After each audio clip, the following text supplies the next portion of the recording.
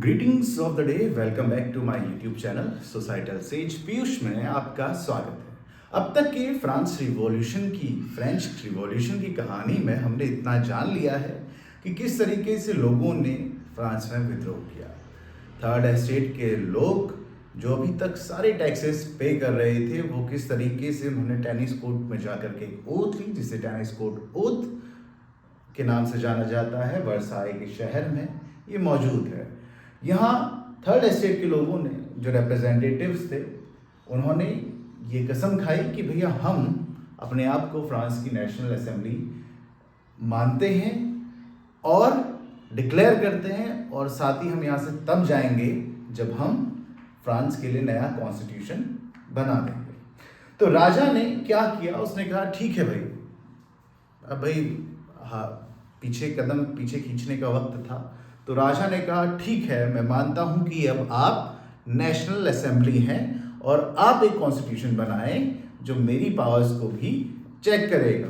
और फाइनली 4 अगस्त 1789 को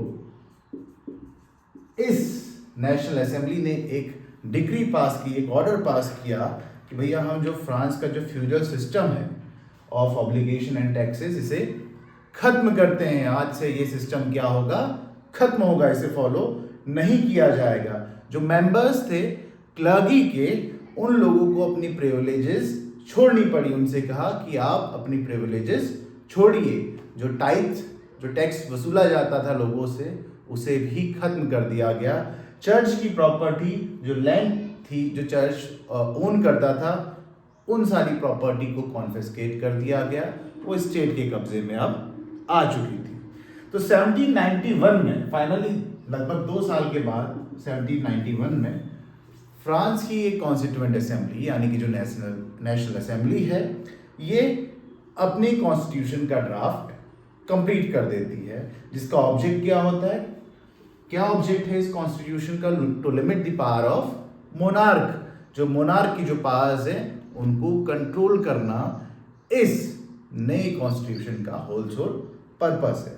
ठीक है, ये जो 1791 का जो कॉन्स्टिट्यूशन आता है, ये different organs of the government की बात करता है। ये कहता है कि हमारी सरकार में क्या होंगे, डिफरेंट ऑर्गन्स होंगे, यानी कि लेजिस्लेचर, एग्जीक्यूटिव और जुडिशरी, ये तीनों रहेंगी। तीनों का अपना अपना काम होगा ताकि चेक्स एंड बैलेंसेस बने रहें, कोई भी तानाशाह न बने, किसी के हाथ में भी असीमित पावर, अनकंट्रोल्ड पावर ना आए। क्या फ्रांस की ये नई कॉन्स्टिट्यूशन असेंबली राजा को हटा देगी? यानी कि जो नेशनल असेंबली है, क्या ये राजा को हटाएगी? नहीं, ये कहेगी राजा जी आप जहां बैठे हैं अपनी जगह पर बैठे रहिए, लेकिन चुपचाप।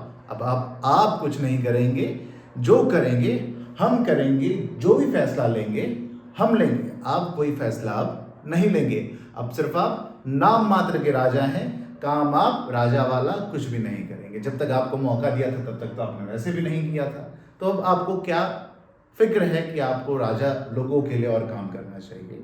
तो इस जो नया कॉन्स्टिट्यूशन है, ये जो नेशनल असेंबली है, नेशनल असेंबली के हाथ में ये पावर सौंपता है, उसको डिक्लेयर करता है लेजिस्लेचर यहाँ का कि भैया जो लॉज बनाने की जिम्मेदारी है किसकी है, नेशनल असेंबली की है। कौन दे रहा है, 1791 का ये कॉन्स्टिट्यूशन।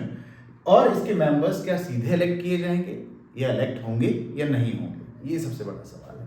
तो नेशनल असेंबली के मेंबर्स जो हैं, ये कैसे इलेक्ट होंगे, ये इनडायरेक्टली इलेक्ट होंगे। इनडायरेक्टली भी कैसे इलेक्ट होंगे, यानी कि फ्रांस के लोग पहले इलेक्टर्स को इलेक्ट करेंगे, यानी कि जो वोट देंगे। पहले हम लोग, सपोज कीजिए कि हम लोग क्या कर रहे हैं, वी आर इलेक्टिंग इलेक्टर्स, फिर ये इलेक्टर्स क्या करेंगे, नेशनल असेंबली के लिए मेंबर्स का इलेक्शन करेंगे। मेंबर्स नेशनल असेंबली के मेंबर्स को इलेक्ट करेंगे। लेकिन अब समस्या ये है कि भैया क्या सबको वोटिंग राइट्स मिल जाएंगे, क्या सबको वोटिंग राइट्स दे दिए जाएंगे, क्या नेशनल असेंबली सबको वोटिंग राइट्स देगी, आदमी औरत क्या सबको वोटिंग राइट्स मिलेंगे? तो ऐसा बिल्कुल नहीं है। ये जो नई असेंबली बनी है, इसमें भी बहुत सारी गड़बड़ियां हुई। जो इन्होंने नया कॉन्स्टिट्यूशन बनाया वो कॉन्स्टिट्यूशन तो ठीक था, लेकिन जो वोटिंग राइट्स है तो वो इन्होंने पैसे वाले लोगों के हाथ में रख लिया। कैसे? इन्होंने फ्रांस के सिटीजन्स को दो पार्ट्स में डिवाइड किया। इन्होंने कहा भाई हम फ्रांस में दो तरीके के सिटीजन्स हैं, एक एक्टिव सिटीजन्स हैं, दूसरे पैसिव सिटीजन्स हैं। वो सारे लोग जो कम से कम 25 साल से बड़े हैं, अबव 25 ईयर्स, ऑल मैन, ध्यान रखिएगा, ऑल मैन, ओनली आदमी जो 25 साल से ज्यादा हैं जिनकी एज, और जो कम से कम 3 days ऑफ लेबरर्स वेज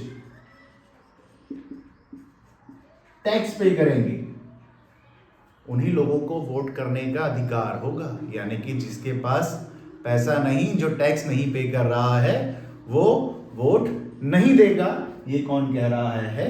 ये कह रहा है फ्रांस का जो नया कॉन्स्टिट्यूशन है, जो 1791 का कॉन्स्टिट्यूशन है, जो फ्रांस की नेशनल असेंबली ने बनाया है, वो ये कह रहा है कि भैया वही लोग जो एक्टिव सिटीजन्स हैं वही वोट करेंगे। अब पैसिव सिटीजन्स कौन? सभी औरतें, ऑल वुमेन, चिल्ड्रन, और वो आदमी, मैन, जिन्होंने टैक्स पे नहीं किया। Man not paying taxes are called passive citizens. अंग्रेजी के एक्टिव पैसिव जैसा खेल हो गया। ठीक है, तो इतना मुझे लगता है कि शायद समझ में आ गया होगा। अब जो नेशनल असेंबली के मेंबर तक बनना है, तो सोच लीजिए कितना पैसा आदमी को चाहिए। मतलब जिसके पास पैसा है उसी का बोलबाला है, जिसके पास पैसा नहीं है उसका बोलबाला नहीं है। यानी कि अगर आपको नेशनल असेंबली का मेंबर बनना है तो आपको highest bracket of the tax payers में शामिल होना पड़ेगा, तभी आप वहां पहुंच पाएंगे, तभी वहां आप मेंबर बन पाएंगे, वरना आप वहां के मेंबर नहीं बन पाएंगे। मतलब कुल मिलाकर के पैसे वाले लोगों ने सत्ता को अपने ही हाथों में रखा, आम लोगों के हाथों में ये सत्ता भी नहीं गई है। सो जो ये नया कॉन्स्टिट्यूशन था, ये इसकी एक खासियत ये थी कि भैया इसने राइट्स की बात तो की, इसने फ्रीडम्स की बात तो की। इस कॉन्स्टिट्यूशन की शुरुआत होती है declaration of rights of man and citizen. ये कुछ ऐसे राइट्स और कुछ ऐसे अधिकारों की बात करता है जिनके बारे में हम बात करते हैं। ये कहता है कि भाई राइट टू लाइफ, ये कहता है कि भाई freedom of speech,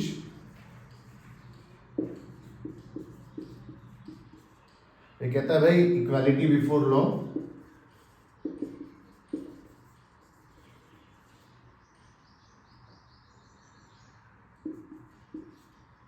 freedom of opinion,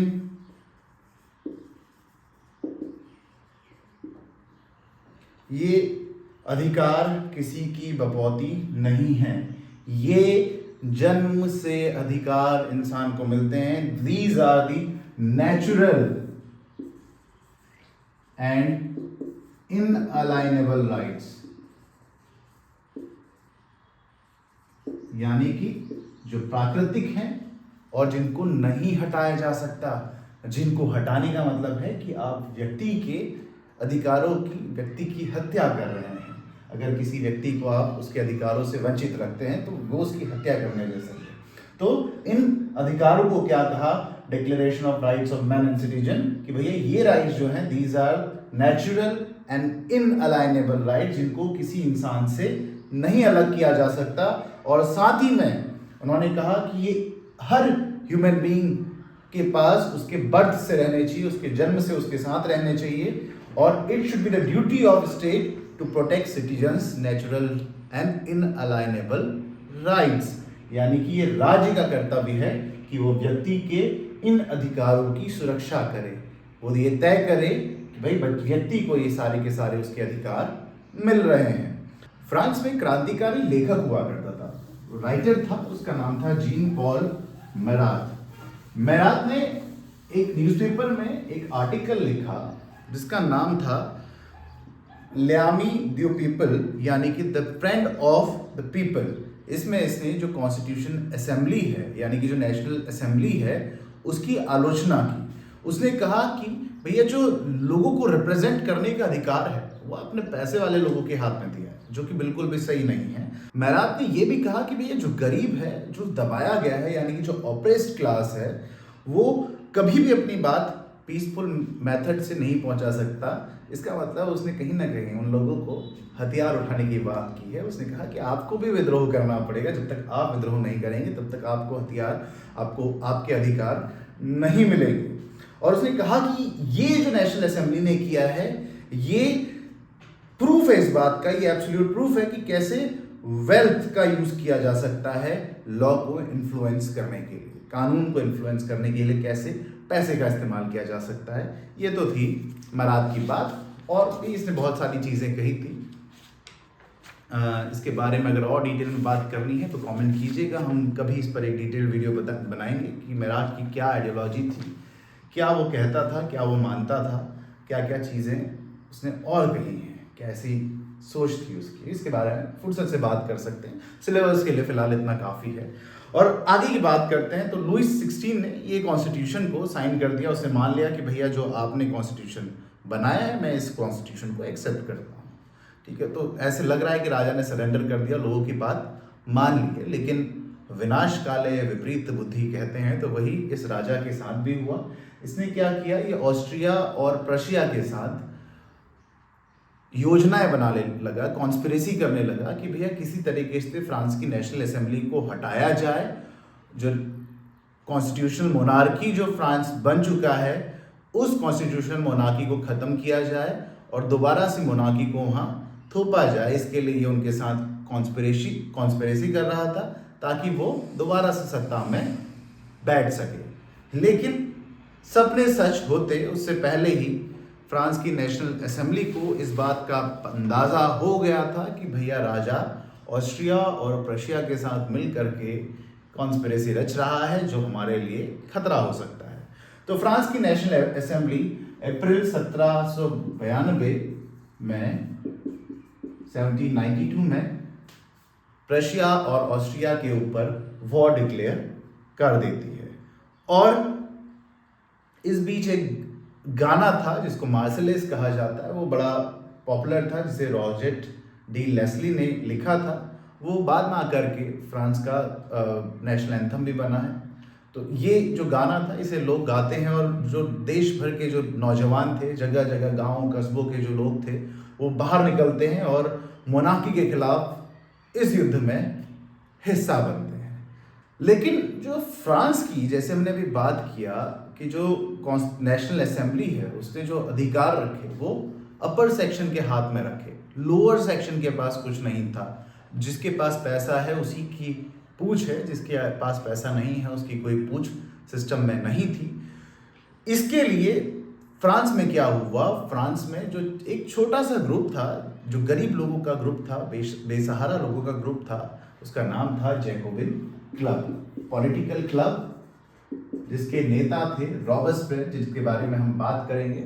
Robespierre ने जैकोबिन क्लब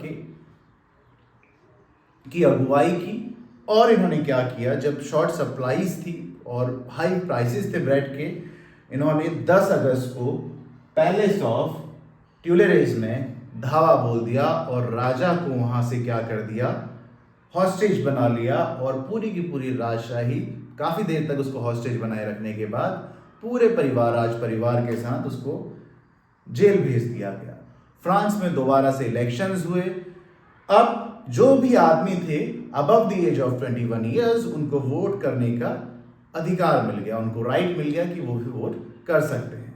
नई असेंबली जो बनी, इसका नाम अब नेशनल असेंबली से बदल करके कन्वेंशन रख लिया गया। सितंबर 1792 में फाइनली एक नया कॉन्स्टिट्यूशन तैयार करते हैं और फ्रांस में मोनार्की को खत्म करते हैं और फ्रांस को एक रिपब्लिक बना लेते हैं। 21 जनवरी 1793 को फ्रांस की एक अदालत लुईस 16 को कॉन्स्पिरेसी के चार्जेस में, यानी कि ट्रेजन के चार्जेस में, धोखाधड़ी और देश के साथ गद्दारी के चार्जेस में अपराधी मानते हुए उसको मौत की सजा सुना देती है। जब उसको मौत की सजा सुनाई जाती है तो 21 जनवरी 1973 यानी 21 जनवरी 1973 को राजा को पब्लिकली एग्जीक्यूट कर दिया जाता है, सबके सामने, भीड़ के सामने राजा को मार दिया जाता है on the charges of treasure. इसके साथ ही राजा की मौत के साथ ही शुरू होता है फ्रांस में रेन ऑफ टेरर। रॉबेस्पियर का वो दौर, टेरर का, आतंक का वो दौर जिसे शायद फ्रांस के लोग कभी दोबारा देखना नहीं चाहेंगे। बात ऐसी हुई थी कि रेन ऑफ टेरर में जो रॉबेस्पियर थे, जो फ्रांस के नए रूलर बन गए, जो नए हेड ऑफ द स्टेट बने फ्रांस के, इन्होंने सीवियर कंट्रोल की नीति को अपनाया। इन्होंने कहा कि वो सारे लोग जो रिपब्लिक के एनिमीज हैं उनको खत्म कर दिया जाए, उनको मार दिया जाए। X nobles, clergy, members of other political party और अपनी भी पॉलिटिकल पार्टी के मेंबर्स को, जिनको भी ये शक की निगाहों से देखते थे कि ये एक खतरा हो सकते हैं मेरे लिए, उन सभी लोगों को ये एनिमी ऑफ रिपब्लिक बोल करके रिवॉल्यूशनरी ट्रिब्यूनल के सामने पेश करते थे, जहां से उन सभी को मौत की सजा सुना दी जाती थी। मौत की सजा सुनाने वाली जिस तरीके से दी जाती थी उसको कहा जाता था गिलोटिन। गिलोटिन नाम की एक डिवाइस हुआ करती थी जिसके दोनों तरफ एक स्टैंड्स हुआ करते थे और ऊपर से ब्लेड होती थी, जिसे नीचे किसी को यहाँ बैठा करके उसकी गर्दन के ऊपर छोड़ दिया जाता था और उसकी गर्दन को उसके शरीर से अलग कर दिया जाता था। ये गिलोटिन डिवाइस थी जिसको डॉक्टर गिलोटिन ने बनाया था। रॉबेस्पियर के कुछ काम अच्छे भी थे जिन कामों के लिए उसको याद किया जा सकता है, लेकिन जिस तरीके से जो आतंक का ये पीरियड रॉबेस्पियर ने फैलाया था, जुल्म की भी इंतहा होती है और एक दिन जुल्म का भी अंत होता है। तो रॉबेस्पियर के साथ भी वही हुआ जो उसने लोगों के साथ किया। उसके अपने साथी, अपने लोगों ने उसके खिलाफ षड्यंत्र करने शुरू कर दिए और फाइनली जुलाई 1794 में रॉबेस्पियर को भी अरेस्ट कर लिया गया और इसको भी मार दिया गया, मौत के घाट उतार दिया गया उसी गिलोटिन डिवाइस से जिससे इसने औरों को मरवाया था। रॉबेस्पियर के कामों की बात करें तो इसने अपने टाइम पर मैक्सिमम सीलिंग लगाई थी वेजेस और प्राइजेस में कि आप इससे ज़्यादा किसी सामान की कीमत नहीं हो सकती और इस लिमिट से ज़्यादा आपके वेजेस नहीं हो सकते। ब्रेड्स और मीट को इसने राशन करवाया। Peasants were forced to transport their grains to cities and sell at the fixed prices set up by the government। जो पीजेंट्स थे उनको फिक्स प्राइसेस पे शहरों में अपने ग्रेन्स को ले जाने के लिए बोला गया, कंपेल किया गया और वहाँ पर जो रेट सरकार ने फिक्स किए हैं उसी रेट पर वो अपने अनाज को बेच सकते थे, उससे ज़्यादा वो नहीं बेच सकते थे। Use of expensive white floor was abolished, was banned, यानी कि कोई भी इंसान को जो वाइट फ्लोर है, जो मैदा है, उसके इस्तेमाल की अनुमति नहीं थी, जो एक्सपेंसिव था। सभी के लिए इक्वालिटी ब्रेड नाम की एक ब्रेड शुरू की गई थी जिसको लोग खा सकते थे, यानी कि पेन डिगेलाइट नाम की ये ब्रेड थी जिसको आप खा सकते थे। इसके अलावा और आप कुछ नहीं खा सकते थे। जो एक्सपेंसिव फूड आइटम्स थे वो सारे के सारे बैन कर दिए गए थे। इसके अलावा सिर्फ यहीं तक इस इक्वालिटी को फोकस नहीं किया गया, बल्कि जो बोलचाल की भाषा है वहाँ पर भी इसको लेकर के आया गया। जो फ्रेंच वर्ड है मॉन्सेयोर यानी कि सर और मैडम, मदाम जिसको मैडम कहा जाता है, ठीक है, ये शब्दों को हटा करके इनकी जगह सितोय यानी कि मेल के लिए और सितोयन यानी कि फीमेल के लिए ये वर्ड्स यूज किए जाने लगे। बोला गया कि किसी को सर और मैम के बजाय सितोय और सितोयन कहें, जिनका मतलब है सिटीजन यानी कि नागरिक। चर्च वर शट डाउन, चर्चेस को बंद कर दिया गया और फाइनली उसकी सारी प्रॉपर्टी को कॉन्फिस्केट किया गया। उसकी ऑफिस, उसकी बिल्डिंग्स में, जो चर्च की बिल्डिंग थी, या तो चर्च की जो भी बिल्डिंग फ्रांस में मौजूद थी उन सभी बिल्डिंग्स में सरकारी ऑफिस को खोला गया।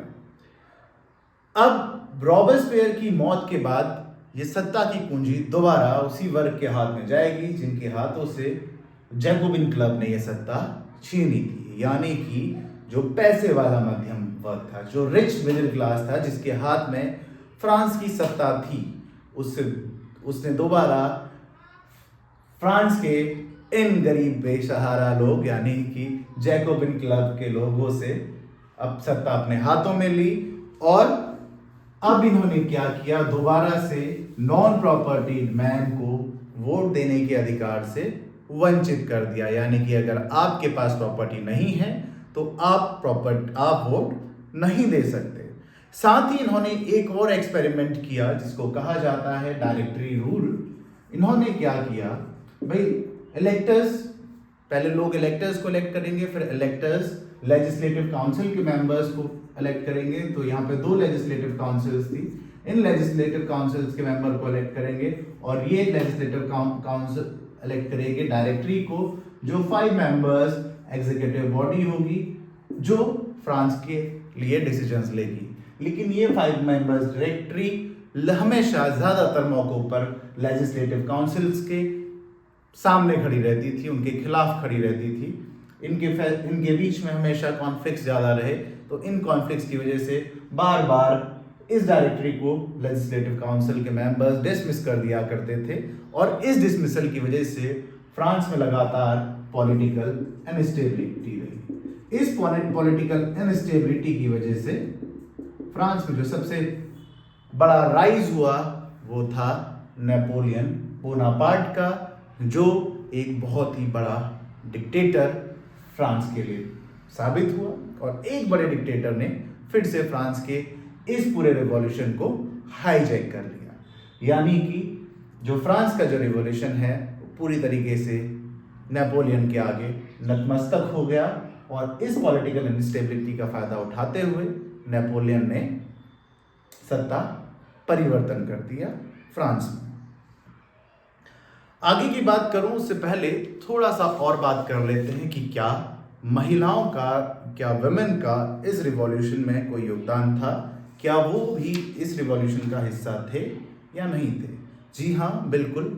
शुरुआत से ही महिलाओं ने, औरतों ने, the women took an active role in this revolution. उन्होंने अपने क्लब्स भी बनाए, लगभग 60 के आसपास उनके क्लब्स थे, प्रोमिनेंट क्लब्स थे।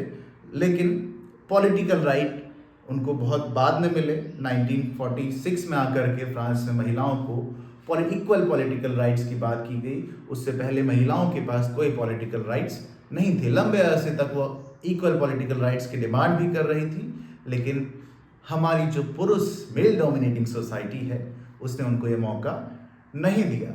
उनके लिए कुछ हालात सुधरे थे जब क्रांतिकारियों की सरकार थी, जब रिवॉल्यूशनरीज की सरकार थी। यानी कि जिस पीरियड में रॉबस्पियर ने फ्रांस की सत्ता को हथियाया था, उस पीरियड में कुछ सुधार हुए, लेकिन वो सुधार भी पूरी तरीके से काफ़ी नहीं थे। जैसे औरतों को, अब लड़कियों को, अब उनके पिता शादी के लिए उनके साथ ज़बरदस्ती नहीं कर सकते थे कि वो किसके साथ शादी करें। तो अब लड़कियों के पास ये अधिकार था कि वो किसके साथ शादी करना चाहे, वो फ्री थी। उनके विल के खिलाफ उनकी शादी उनके घर वाले अब नहीं करा सकते थे। साथ ही उनके लिए स्कूलिंग कंपलसरी कर दी गई। उनके लिए सरकार ने कुछ स्कूल्स भी खोले। डाइवोर्स को लीगल कर दिया गया था, और कोई भी, चाहे पुरुष हो या महिला हो, यानी कि मेल और female, both were allowed to file the cases of divorce. औरतों को अब यहाँ पर ये भी अधिकार दिए गए कि वो जॉब्स के लिए ट्रेनिंग ले सकें, वो चाहें तो अपने काम भी शुरुआत कर सकें या कहीं जॉब भी कर सकें, या छोटे मोटे बिजनेसेस भी रन कर सकें। ये अधिकार हमने इस दौर में महिलाओं को दिए तो सही, लेकिन महिलाओं को इसके बाद भी लंबे अरसे तक, लगभग 150 साल इंतज़ार करना पड़ा इक्वल पॉलिटिकल राइट्स के लिए। 1946 में आखिरकार फ्रांस ने महिलाओं को पॉलिटिकल राइट्स दे दिए।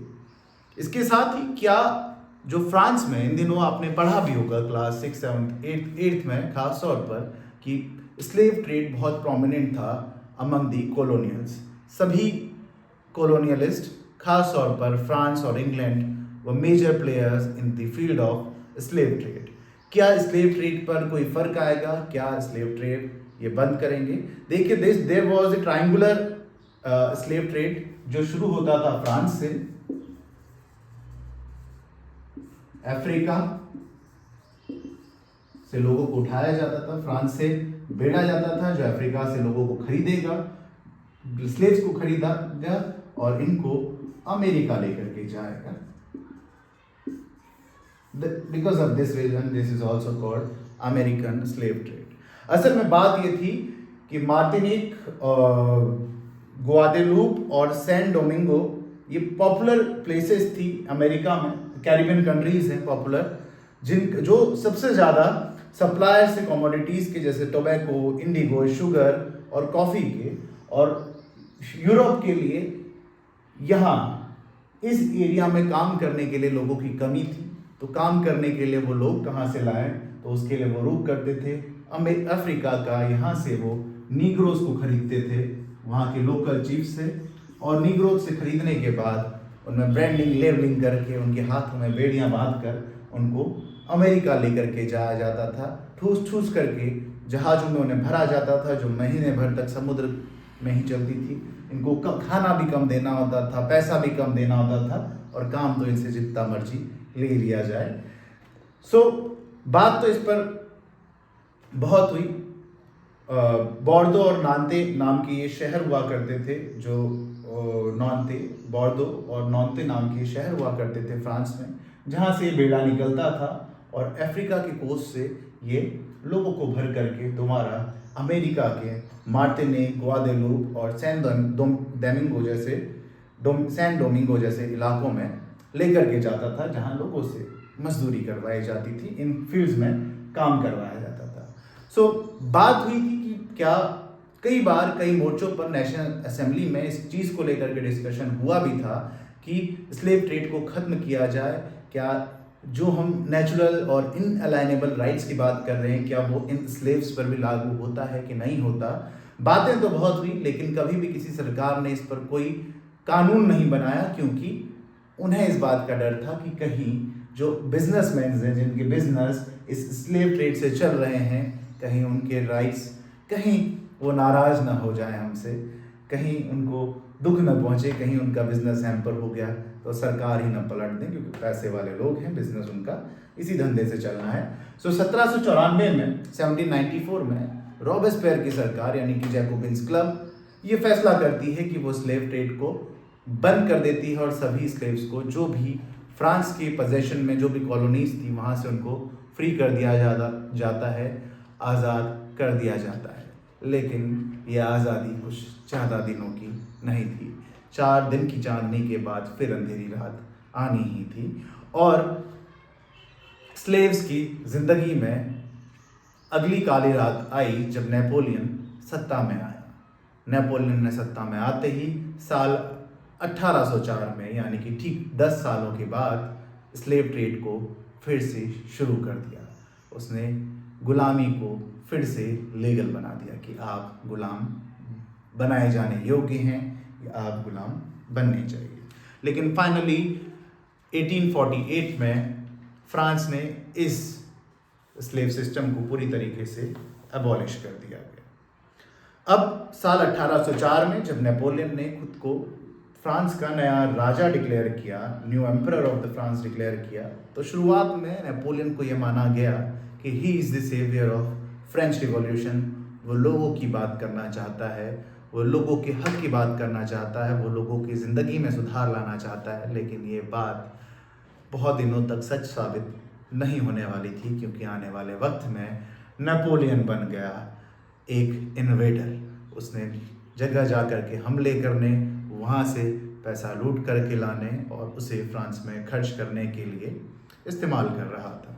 फ्रांस के लोगों की ज़िंदगी में खुशहाली कुछ दिनों के लिए ज़रूर आई होगी जब नेपोलियन रूल कर रहा था, क्योंकि उसने अपने राजा रहते कोई नया कर, कोई नया टैक्स नहीं लगाया, क्योंकि वो सोचता था कि नया टैक्स लगाऊंगा तो फिर से क्रांति होगी।